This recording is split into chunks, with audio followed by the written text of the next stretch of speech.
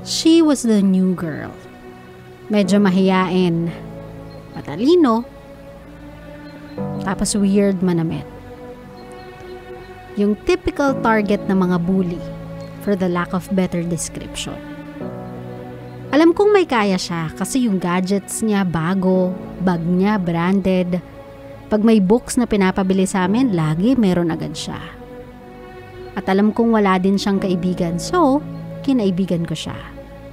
True enough, dahil wala siyang friend, galante siya sa akin. I took advantage of it. Bags, shoes, books, food, lahat yun sinasagot niya for me.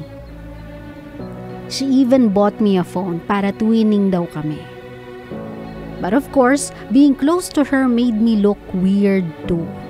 May crush ako from the varsity team na finally napapansin ako because of my new clothes at hindi na sira-sira yung phone ko dahil sa quote-unquote new friend ko. But my crush won't go out with me if makikita niya ako na lagi kong kasama ay yung weirdo na new kid. So one day, sa kantin, kasama ko yung crush ko at bumibili kami ng food. Lumapit sa akin si new kid. At niyayaya niya ako sa birthday party niya.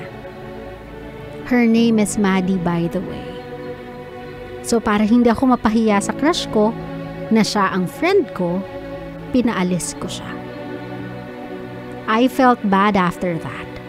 Maddie is a good friend and honestly, kinaibigan ko lang talaga siya for money. I took advantage of her kindness. I am Lisa and I am not proud of myself.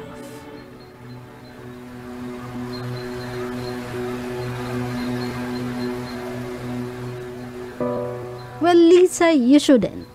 Parang there's nothing that you are doing right now or there's nothing about what you did. It's something to be proud of. Parang kung ako ikaw, mahihiya pa nga ako na parang nagawa mo yun sa ngalan ng pera? Sa status nyo bilang estudyante? I mean, what are your needs for you to be that desperate to have money?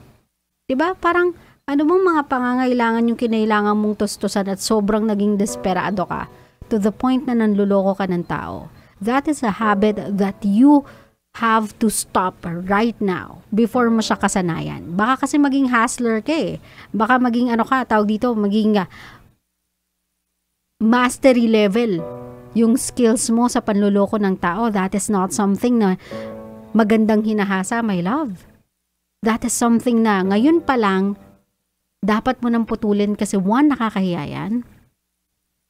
Two, if I am your parent, I won't be proud of you in any way because of that.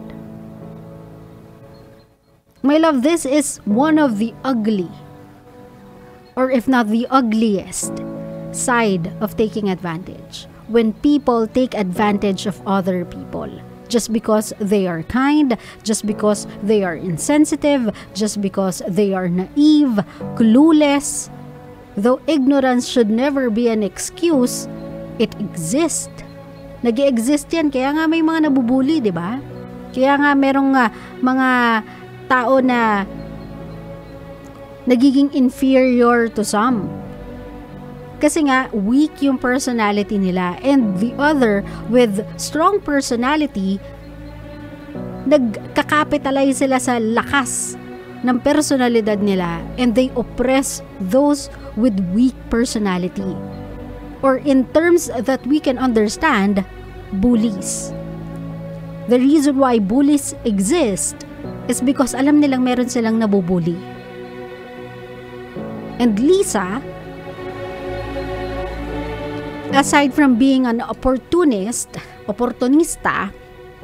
social climber, liar, unkind, she is a bully. Diba? Hindi man ikaw yung gumagawa ng yung mga conventional type of bully na pinagtitiripan, kung ano nun sinasabi, pinapakitaan ng hindi maganda yung isang tao dahil di sila masyadong nakakalaban, hindi mo man ginagawa ng lahat ng yon.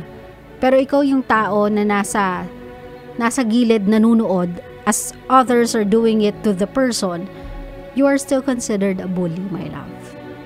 Hanggat nakikita mo tas wala kang ginagawa, you are a bully. This is one, again, if not the ugliest, side of taking advantage. Kaya sana, my love, kung hindi naman ikaw yon, alam mo sa sarili mong napalaki ka na hindi ikaw yon, hindi ikaw yung tipo ng tao nagte-take advantage of other people.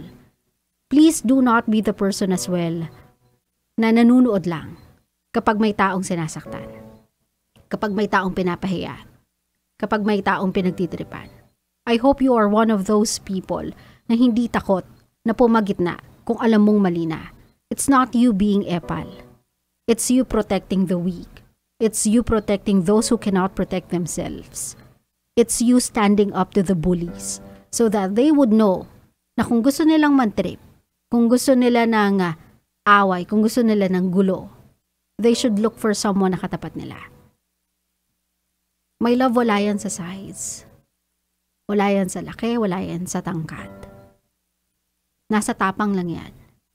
And minsan, my love, kung sino pa yung pinakamaliit, sila pa yung pinakamatapang. I would know kasi I am one. Never ako nabully, not because nabubully ako, not because masungit ako, not because siga ako, but because I don't allow people to. I stand up for myself when I need to. I fight back when I know I should. I choose my battles, my love.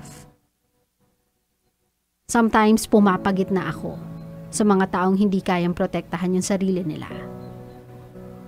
Sabihin ng iba, hindi, matapang ka kasi babae ka, wala namang mananakit ng babae eh. Hindi ka sure. 'Di ba? Hindi ka sure. Doon lang tayo sa tama, my love. Hanggat alam mo sa sarili mong tama yung pinaglalaban mo, do not be afraid. Do not be scared to stand your ground. And sa mga bully out there, sa mga taong nagtitake advantage of other people in forms of scams, yan, usong-uso yan, text scam, chat scam, email scam. Hindi ko po alam kung paano nyo na-attempt na ipakain sa mga anak ninyo yung katas ng panloloko ng ibang tao. Pero sana alam ninyo na yung taong niloloko ninyo, katulad nyo lang din, nagsusumikap, nagpapakapagod, halos pinagkakasya yung hindi magkasyang sweldo. Tapos masascam pa sila. Sana usigin kayo ng mga konsensya ninyo. Kasi hindi lang po kayo nahihirapan. Pare-pareho naman tayong nagsusumikap, pare-pareho tayong nanggaling sa sadsad. Na nagsusumikap lang din o nagtatrabaho lang din para pare-pareho tayong umusad. So laban lang tayo ng patas, my love. Do not take advantage of other people.